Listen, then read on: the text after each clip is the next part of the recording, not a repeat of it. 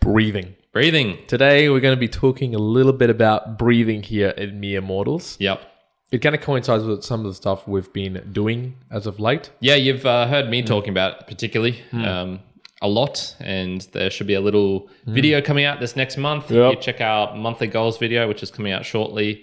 You'll see how breathing is playing into both of our goals. You're creating a challenge for it, and I'm continuing my Wim Hof breathing, but it's not strictly limited to that. I guess. Exactly. Yeah. Now, today we're going to get a little bit into some fun facts on breathing. We're going to get a little bit into what type of breathing is beneficial. Yep. How your shape of your face might change with the way that you breathe, and Very many more things. But as always, Mere Mortal moment of the week. And I'm going to kick it off.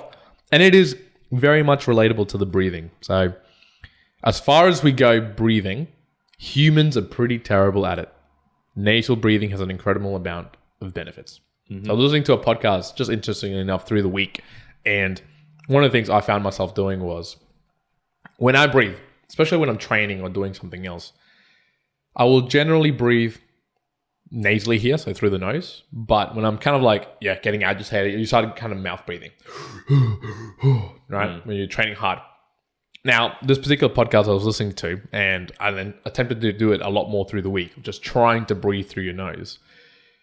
Two things that I found. One, it just helped me calm my sort of heart rate down when I was training a lot more. So, if you're running 5 kilometers and you find yourself breathing quite heavily through your mouth right at the beginning, you're going to find the variability of your heart rate and the heart rate itself is going to be quite high, just because of how much almost extra effort you're putting into it. But I actually did a 5K run where I tried to, just as much as possible, just to breathe through my nose the entire time. So now, it was quite hard, and I was actually finding that, I can't actually breathe completely fully through my nose as much as I could through my mouth. But I actually checked statistically, on my heart rate of my previous 5Ks and that 5K, and it was quite lower in terms of, and it wasn't like I've just all of a sudden become fitter.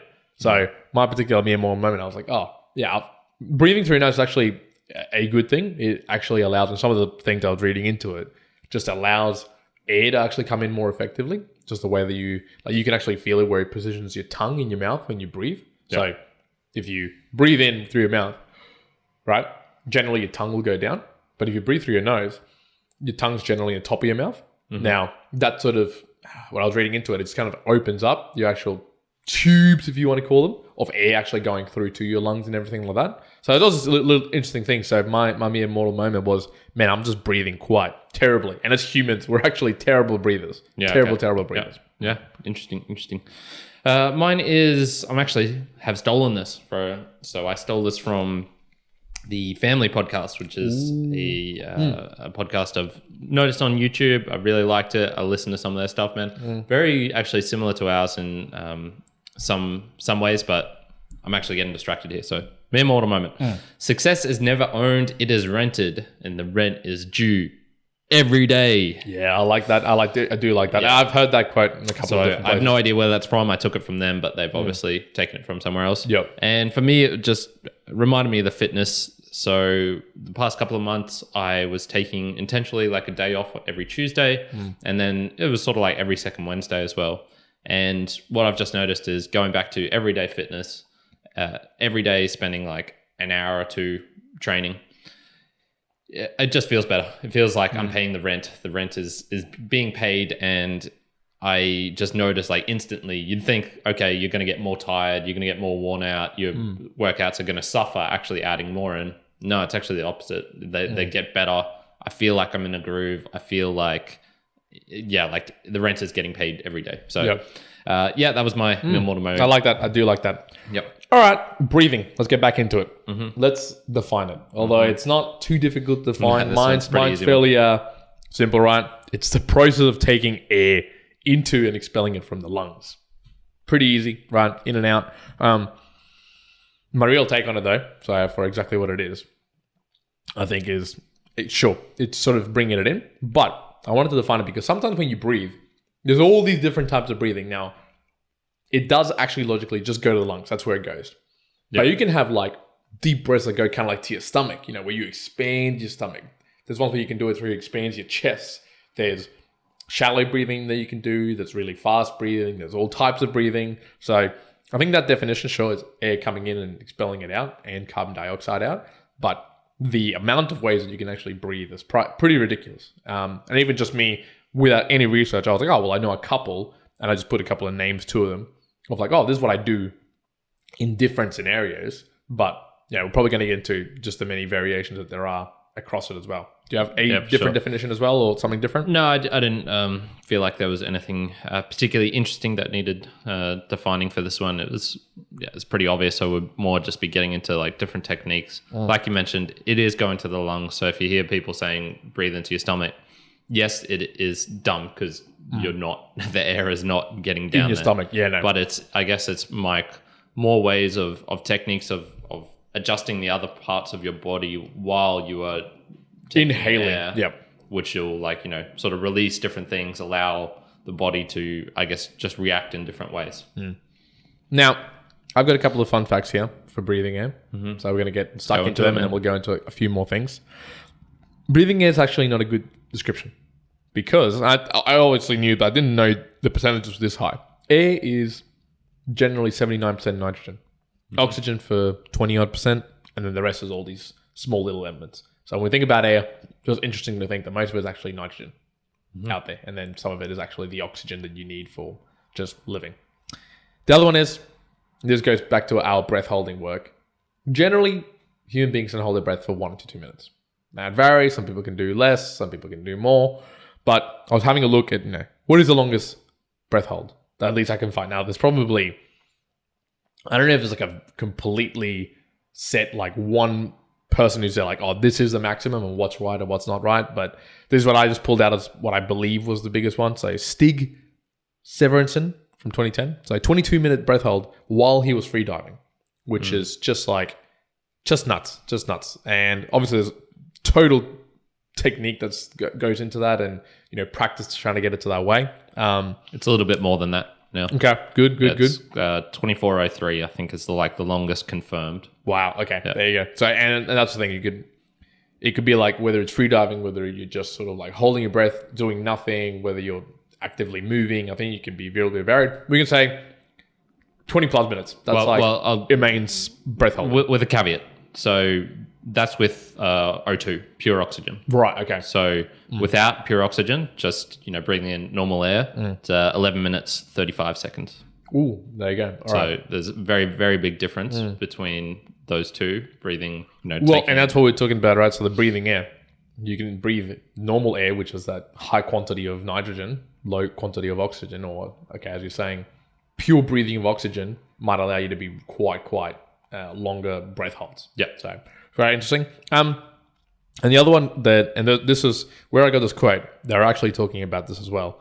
That mouth breathing actually changes the shape of your face. Yeah. And I was a little bit like, what? This is pretty crazy. But there's documented evidence, and they've sort of shown how the more you breathe through your mouth, the more it doesn't allow the growth of your mouth to properly sort of expand. They've got definitions of being like, oh, this is a mouth breather, pretty much. And how most humans are starting to go down the path of just mouth breathing almost explicitly. They did this test where for 2 weeks they just mouth breathe, and they actually got a semi-surgery done where it kind of blocked their nose, so they could not breathe through their nose. And the heart rate went up, their pressure went up, they had terrible sleep, they were snoring all the time. It was pretty much horrible. It was completely horrible, even though they were essentially getting in the oxygen. Then they did 2 weeks where they just purely breathe through their nose, even when they were sleeping. And to do that, they just got a little bit of tape just covering over their mouth to just make sure that it kind of kept it closed or felt like it was closed. And again, for 2 weeks, they just found heart rate was much better. The blood pressure was much better. They were sleeping a lot better. They pretty much weren't snoring anymore. All these different things only after 2 weeks. And I was like, man, that's pretty dramatic changes from what they're saying in just such a short amount of time.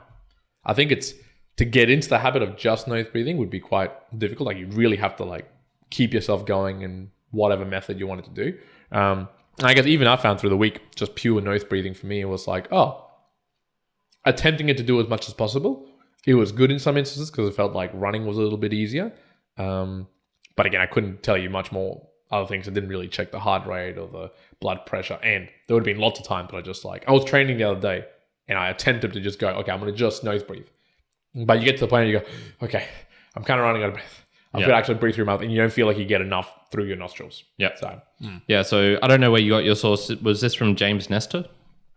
No, can't recall the name. Okay. Didn't look the name, sorry. So yeah, probably a week or two before this actual podcast, I was watching a Joe Rogan episode, number 1506. Yep. With a guy called James Nestor, and he wrote a book about breathing. He's basically one of those sort of like, I think he's like an amateur person who's just interested in stuff, and he'll go research, like deep dive on a topic. I don't think he's particularly like a scientist, but he'll go to scientists, do experiments himself, sort of like a Tim Ferriss type person. Yep.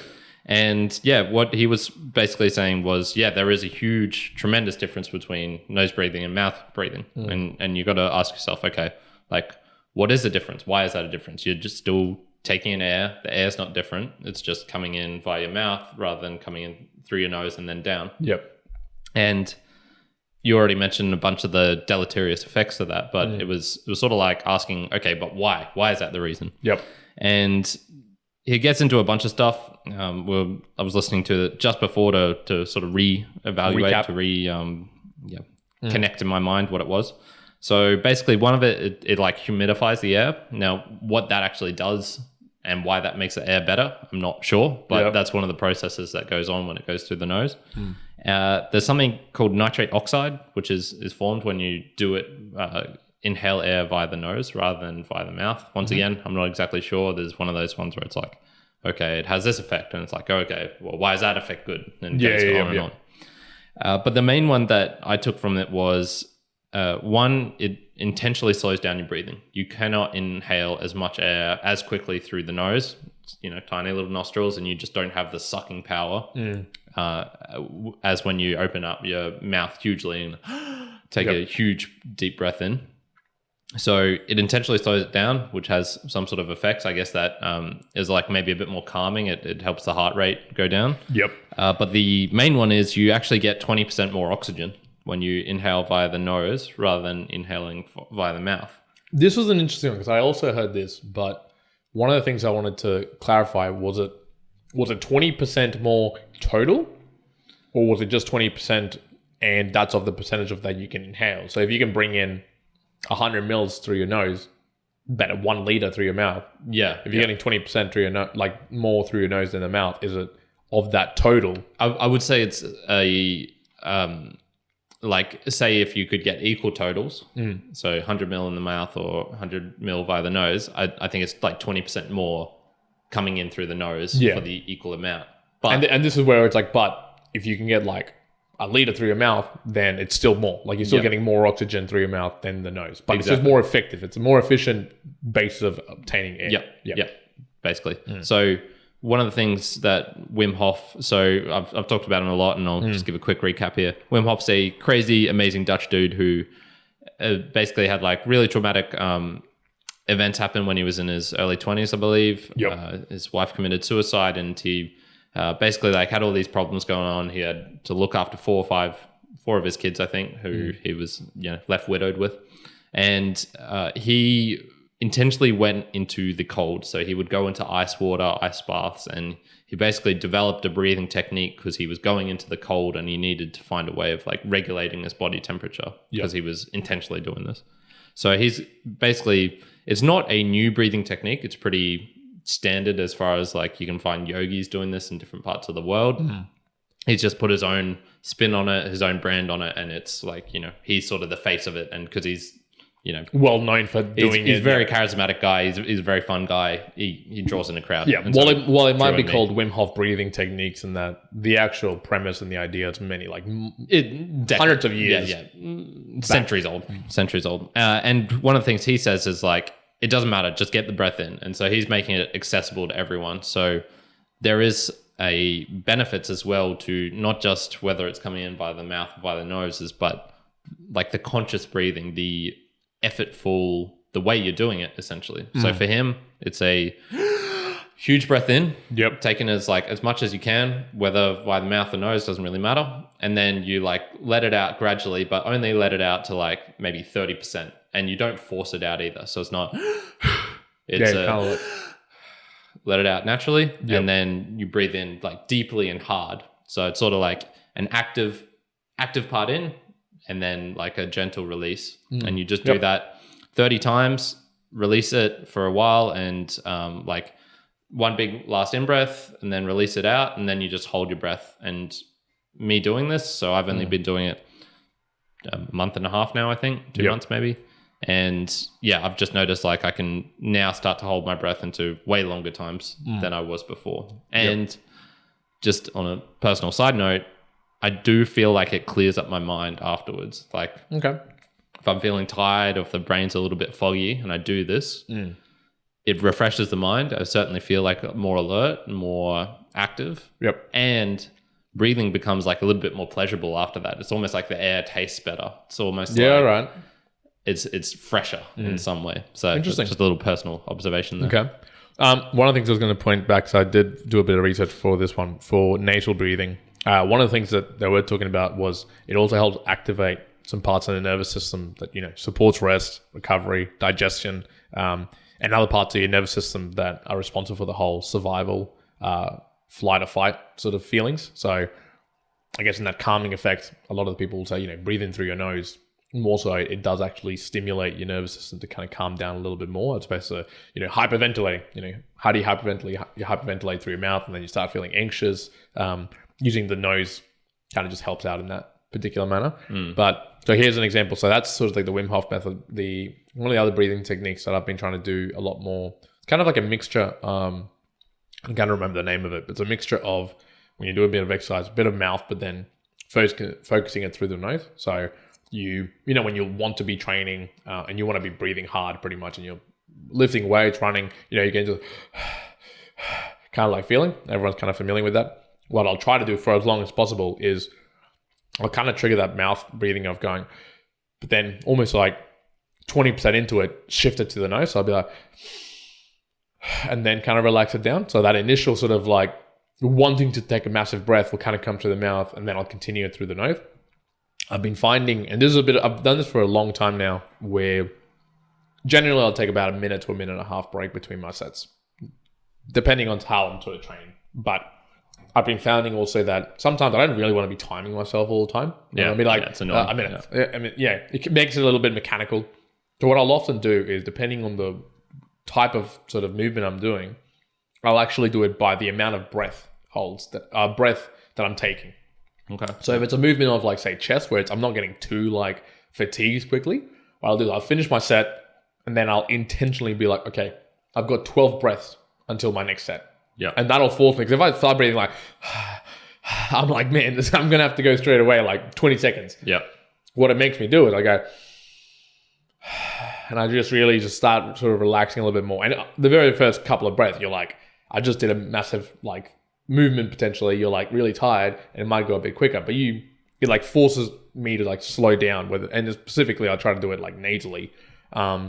So for moving on, if people want to try it out, for movements of like, you know, chest or arms or things where not exerting too much effort, I'd say 12.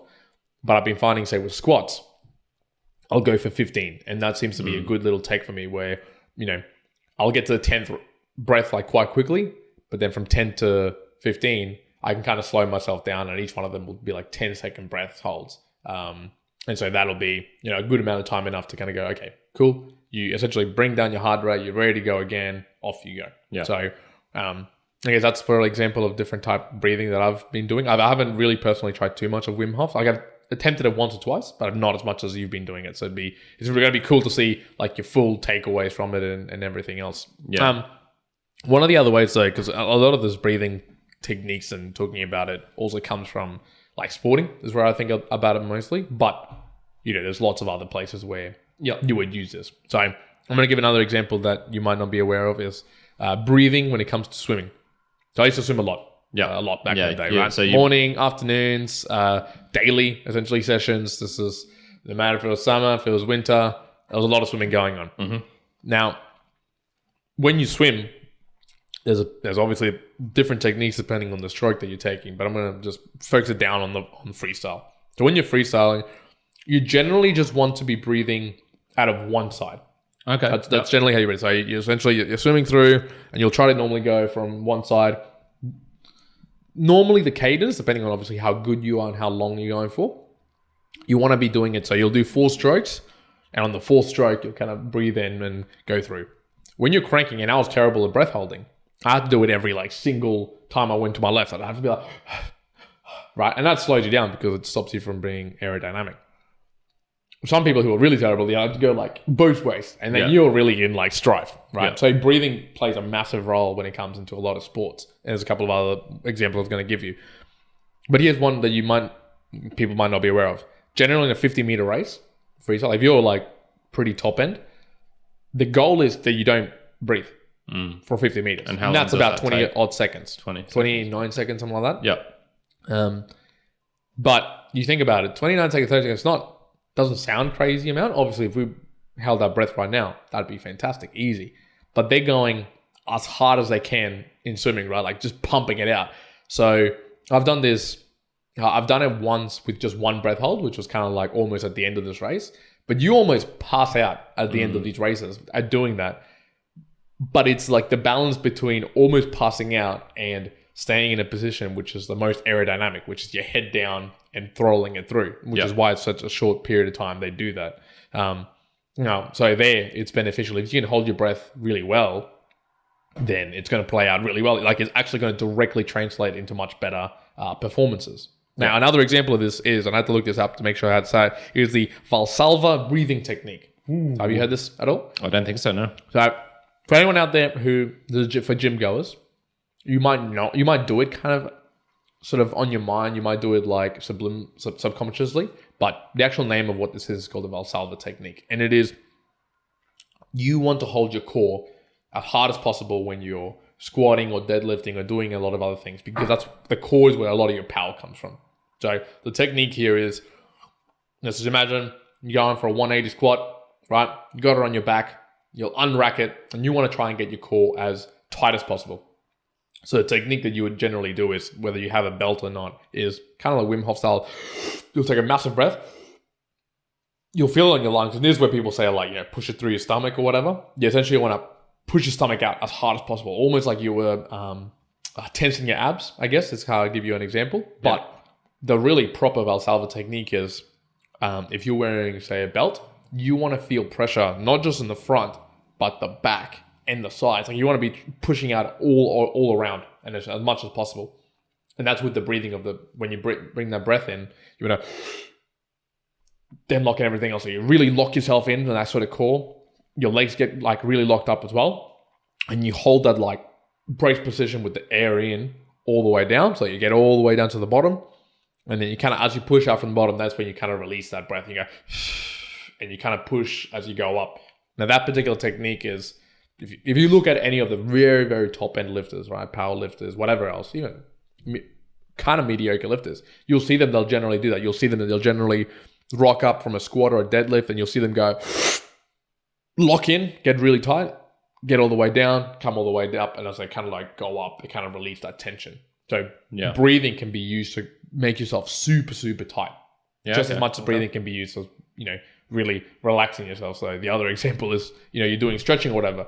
You'll generally kind of go and just, let yourself stretch and go. Yeah. So it's interesting how much breathing plays a part in some things that you don't really think about. Like we feel like it's just there, but it really plays a part. Specifically like what I'm saying here, sporting wise, plays a massive role. For sure.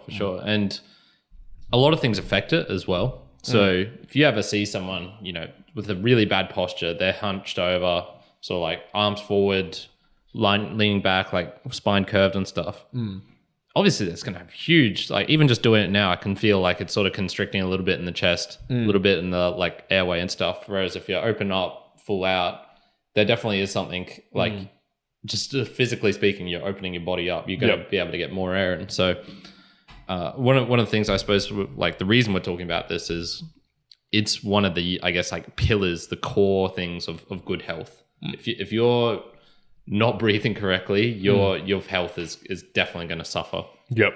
So I was actually looking this up a little bit, and it's part of the 4 vital like body signs, I guess. So one of those, so if you're, I guess, like come across someone and they're unconscious or whatnot. Yep. There's sort of like 4 things that differentiate them from being dead, I guess. One of those is the body temperature, obviously. Other is blood pressure, pulse, and then if they're breathing or not. Yep. So, yeah, it is one of the critical things. So, and it's interesting to tell. So with breathing, like, and obviously with Wim Hof, he can do this with regulating his body temperature. But yeah, it is so true that you might not be able to regulate your body temperature. Like that might be pretty high levels, that you haven't reached it. But everyone knows that you can breathe. Like if you just do it right now, just do like a little test for 30 seconds, kind of breathe in and breathe out really slowly as we're sort of talking about this now. You can feel your heart rate slow down, calm down. You can, if you've got like a sort of watch that measures your heart rate, do it whenever. You can like physically see your heart rate slow down based on the fact that the way that you breathe. And it's I think there's a lot of techniques, even from what we talked about today. There'll be multiple techniques, more of many other ways to do for whatever purpose, that are so easy for everyone. Like everybody who's able to breathe on Earth is able to partake in those sort of experiences, unless you've got some real deficiencies elsewhere. But they act and affect the body quite amazingly. Yeah, for sure. Yeah, well, I experienced a little bit of that when I used to do yoga, and there was some sessions, especially like a yin session, where it's not like you barely do any stretching. It's all about breath work, and you'll do stuff like breathe in through one nostril, cover the other, breathe out through that one, and then sort of like alternate between the two. And it's basically just being more conscious of your breathing.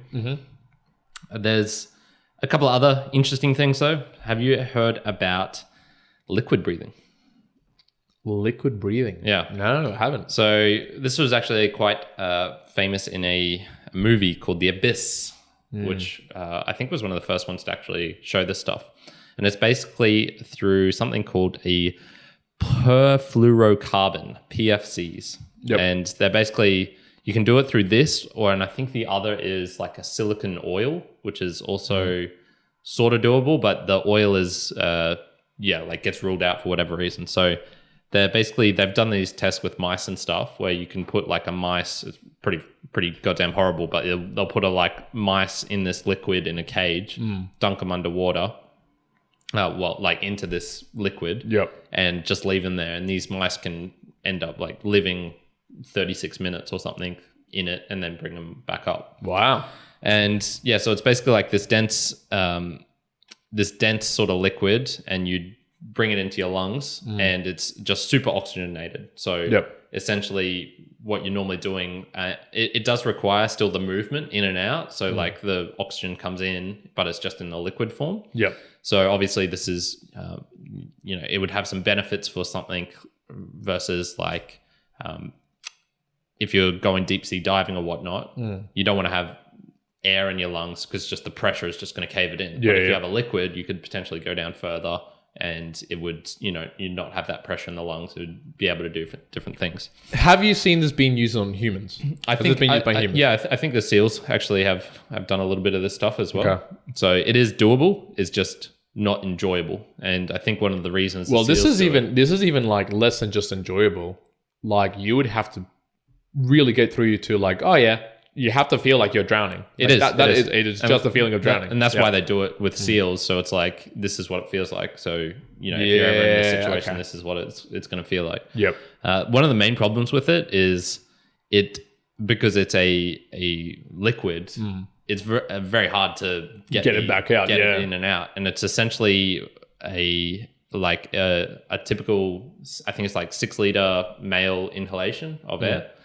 To do that same thing, you'd have to be moving 12 kgs. So if you can think, like, I don't know how you'd measure that in terms of like breathing in, like maybe your breath, if you can move 12 kgs by blowing on something. Probably that's nuts. Yeah, okay. So that's one of the things. Would you ever do this? If you had a chance, if someone said like, hey, we've got this thing, would you like to try this?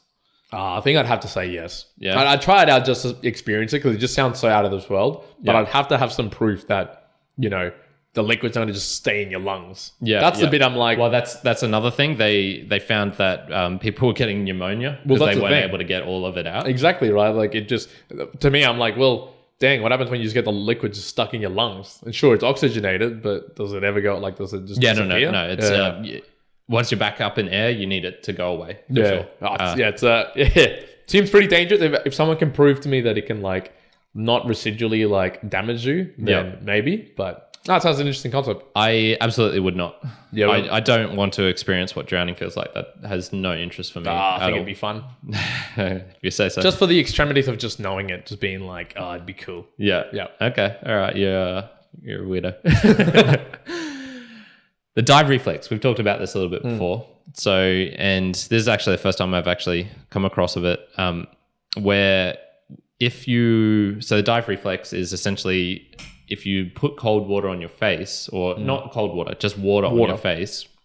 Specifically across, like, your nostrils, your nose, and, like, your sort of, like, immediate focal nose area of water. It does something, I think it's called bradycardia or something like that. I can't remember what it actually is, but essentially it can decrease your heart rate to like 75%, which does mean then you're not using as much oxygen when it's coming through. Yep.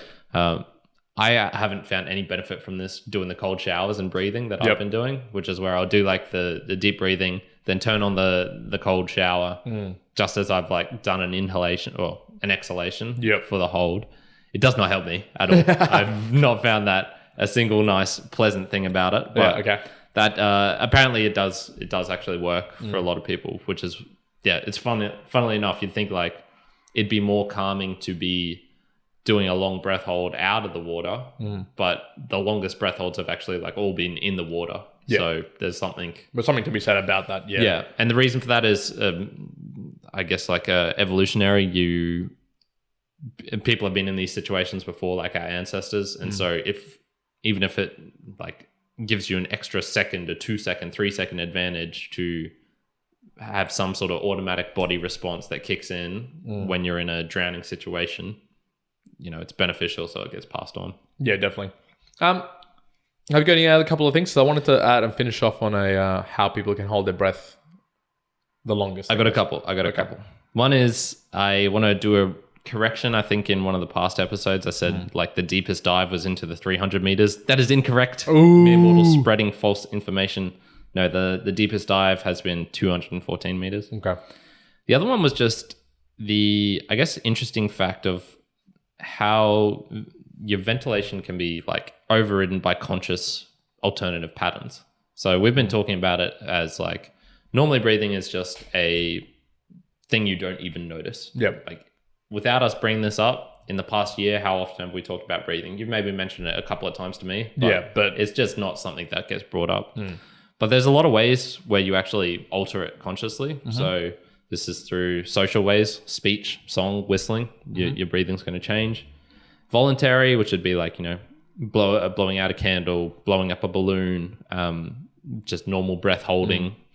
For sport wise, and like involuntary stuff such as coughing, sneezing, burping, vomiting, and even like emotional sort of stuff. So yawning, laughing, crying, like all of that's going to change the way you breathe. So it's probably worth thinking about just in terms of like all the different ways that it gets done.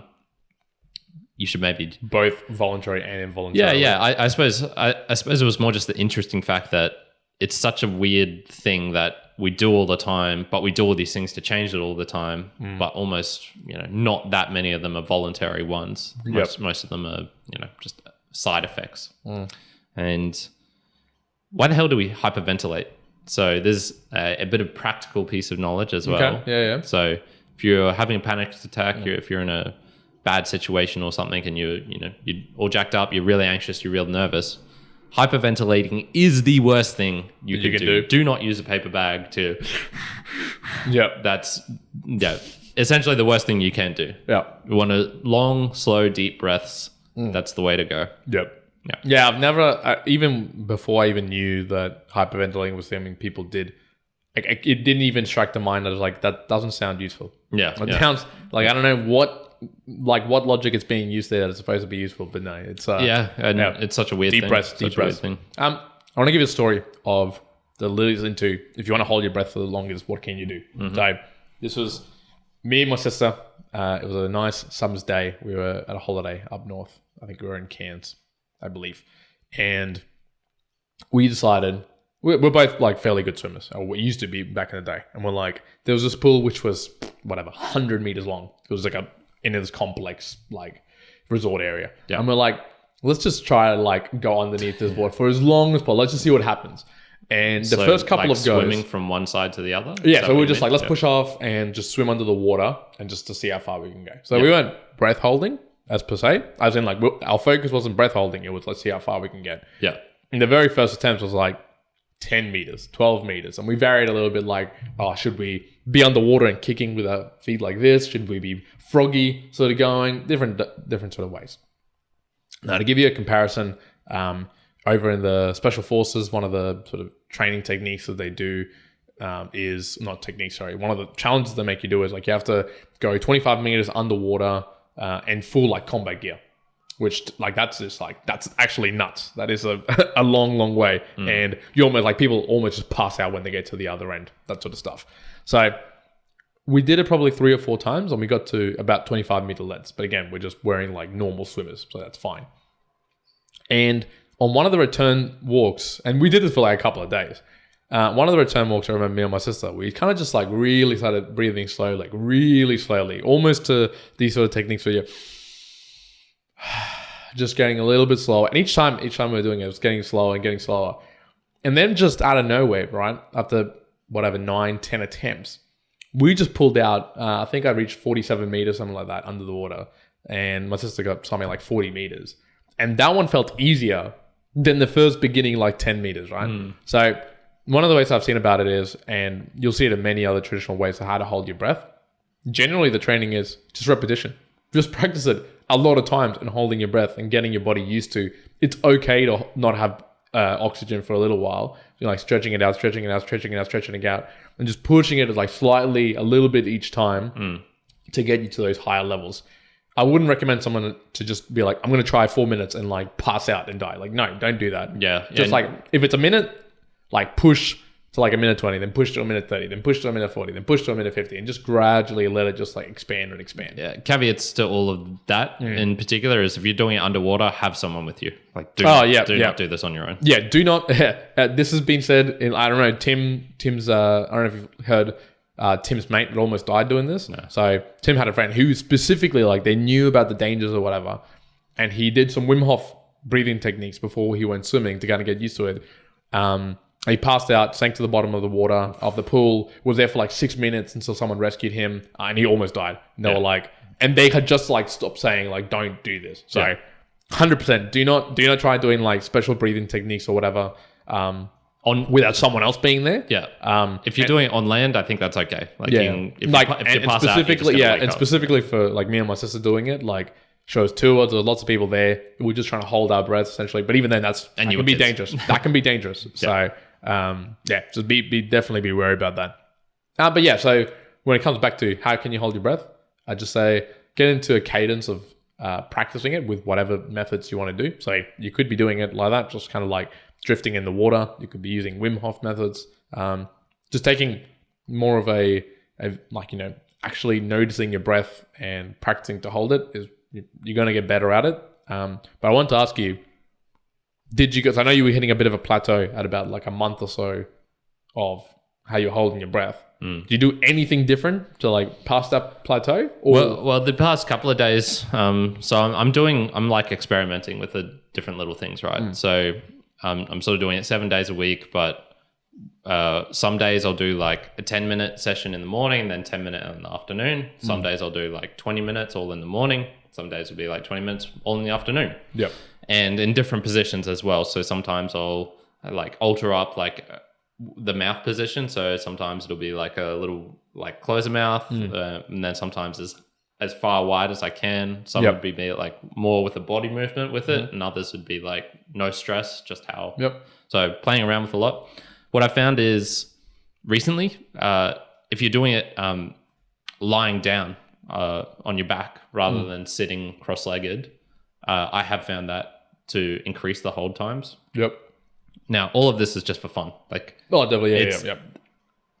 I don't particularly see any practical benefits from this in the sense of being able to hold my breath longer. I hate the water so much that I rarely go into it. So I really don't, unless I'm in a fire or something and there's smoke in the air, like this probably isn't going to help me what I'm doing in a practical living sense. I do think there probably are some benefits from, I guess just like bodily wise, being able to have better control of the breath, more oxygen in the blood, reducing the heart rate in general. Every human has about 1.5 billion heartbeats. So if you can reduce those amount while like just living, you're probably going to be able to live longer, for example. So good old scale. Yeah.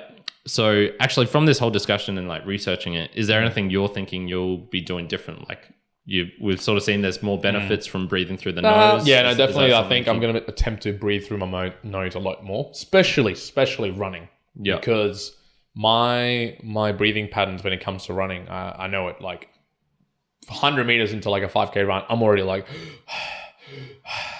and what that tends to do is it just brings your heart rate up a lot quicker. And maybe you want your heart rate up a little bit quicker for if you're trying to like burn fat or whatever else. I don't want it to be as high because the higher it is, it's the amount you can push is actually shorter. So you want it to be as low a heart rate as possible to be able to push your energy for a lot longer, right? You don't want to be spending energy all over the place. So just a lot more nasal breathing. So in a lot more things. And yeah, that's probably more so. I think with the Valsalva technique, like I already kind of do that already, but probably implementing it even more, that and my 12, 15 second holds as opposed to the 1 minute. Because I still like, it's not that I do it all the time, but I think I'm going to put that as like a staple of like, that's how I count my sets and breaks. Just like 12 breaths, 15 breaths, whatever it may be, and getting that used to it. Because what it'll mean to me is the more control I have of my breathing, the better I can then push. But the harder I push, the harder it's going to make me having to breathe. So it's going to have this like positive cycle of like, well, I've got to be efficient with the energy that I'm using and the way that I'm controlling my breath. Yeah. So for me, I still just plan on continuing to do, like 20 minutes of breathing a day. It has replaced meditation for me at the moment as well, because it's, essentially the same thing. In meditation, you focus on the breath, but it's more just you're trying to focus. You're trying to sharpen your mind to just be on one thing. And the breath, if I'm doing it right, I can sort of do that. It's just with consciously altering the breathing as well at the same time. So it's just a little bit different. I'm not so sure. I personally will try and concentrate more nasal breathing while exercising. And one of the reasons for that is I've noticed this since I was a kid. If I block off one of my nostrils, I can breathe in normally. But this one, it sort of gets like sucked into the side. So I've always noticed that on this right nostril side, there's like a blockage somewhere up the top. And I'm guessing it's just, the physiology of my face and whatnot. The deficient human being. A mere mortal. And that does make it difficult to get the same amount of air in. And that's the thing with mouth breathing. You can get in a lot more air way quicker. Yeah, definitely. So when I'm doing the Wim Hof, that's why I like breathing in through the mouth. It's because I can just get so much more in, like volume wise. Like I wouldn't recommend if you're like just drowning, like you're coming out of the ocean and like you're about to like die, don't pop your head out and be like use your mouth. Like you want to go right, get as much air as possible. So there's a time and place for all of these things. But one thing I would recommend is, especially if you notice during the day that you're just breathing through the mouth, and like when you're not doing anything, and especially when you're sleeping. Now, this is hard because obviously you don't know how you're breathing when you're asleep, but you can get feedback from your partner, your loved one. If you're snoring, you could even just record yourself with a video or whatnot, and that would be able to tell you. Well, that thing about putting a little bit of a like sticky tape over your mouth like that, I heard a couple of other people saying that actually worked quite well for them. So I thought, no, I'll give that a go potentially a couple of days just to see what it feels like. Yeah, that's another one where I'd say like, just be a little bit careful with that because maybe if, you need to be breathing through your mouth during the night and then you're depriving yourself of oxygen, unconsciously while you're asleep, that could also be a little bit dangerous. You can find out in the afterlife of work tonight. So. Okay, Very good. Very good. All right. That's it for today for breathing. The mere mortals. So hold on. Let's just take a deep breath because I'm going to share some fantastic news with the listeners. Okay. Ladies and gentlemen, we actually have more podcasts available. If you want to listen to them, you can go back in time. There's a few episodes. Lucky. We got a message the other day from a friend of ours saying, slow down, folks. Slow down. There's too many episodes coming around. What I say to him is, good. There's more in the way. There is more in the way. If you want to see our clips, if you want to see little highlights, Instagram's the way to go. If you want to see the full podcast in its wonderful, glorious view from the camera's perspective, Take a deep breath. and go to YouTube. The quality. Yep. Go to YouTube. Go check it out. A challenge. I'm challenging him. Try and get through a full episode on one breath. Oh, okay. Go for the 50-minute ones too. Yep. So you'll beat the record twice over. Apart from that, go check out the website if you want to see obviously all of our links. If you haven't had a look at our schedule will let you know when we're posting. It's generally at about 5 p.m. give or take whatever YouTube decides to do in the day-to-day mechanics. But yeah, mere mortals, one out. Kyrin out.